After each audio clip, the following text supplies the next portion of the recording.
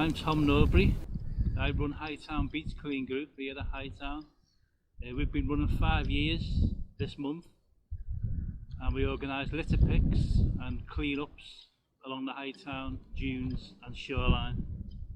What's been the most interesting find you've had?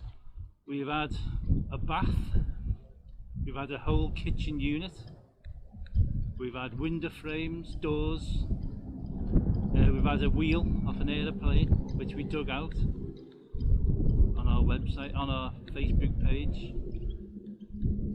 What's been the biggest issue recently with the COVID situation? Not being able to organise events and keeping on top of the litter. As you know, a lot of people have been leaving more litter on the beach.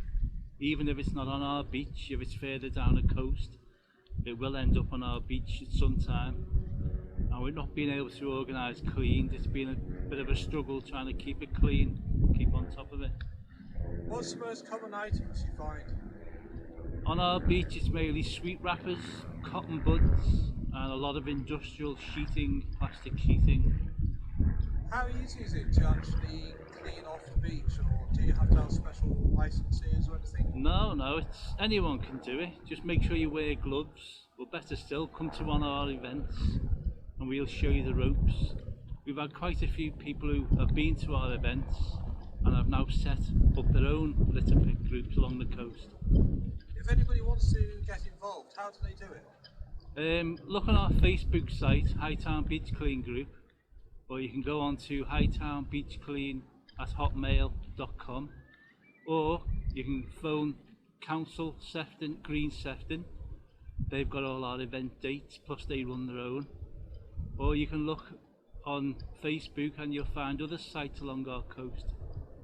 Now you've got RAF Woodvale further down the coast, and right next door to you, you have Altcar Training Camp. Yeah. How much of an issue does that pose? None at all. We do a clean on the camp twice a year. They've been very helpful, the camp. With it being a remote beach and protected, we try not to disturb it as much as possible. So we do a clean in the autumn and a clean in the spring. What do you do if you find anything unusual? Report that to the rangers. Is there anything you have found that's unusual, like weapons or anything? We found a few bullets, old bullets, shells. We found a grave on the old peat beds, which we had the museum come down to check. They thought it may have been a sacrificial pig, or it ended up being it was an old grave, but it was just a dog. So we keep our eyes open. Is there anything that you are very much aware of not to touch? We don't touch, we tell volunteers not to touch needles. We have quite a few needles washed in. We have a special box, so we ask them not to touch that. Basically we tell people, if you're not sure what it is, leave it alone and just give one of us a shout. If we're not sure, we'll get the Coast Guard or the Rangers involved.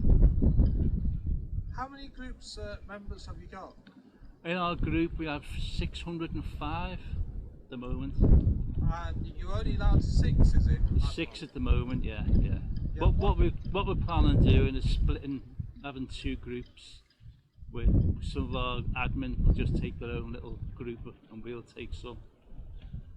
While you're not funded by Sefton, you are supported by them. Do you get any support or funding from any other groups? We've had support from Sea Changers, Ford's Motor Company. We've had we get plenty of support off Sefton Council to help remove any rubbish. Hightown Parish Council have been quite good with support, help and funding. It hasn't been too bad, but it can be a struggle to get yourself going at the start. Do you have any problems with the public in general coming over to you and asking you questions or anything? Well, we do get questions like, what have you done? Do you think we're doing community service? Which is why we had our name put on the back of our high vis. We get people asking why you're doing it. It's a waste of time. When we started, we had quite a few, even locals, saying it's a waste of time. Some of them locals actually help us now. They've seen the change in the beach, because it was in a bad condition when we started. And your next litter pick is? Our next one official will be the 27th of September.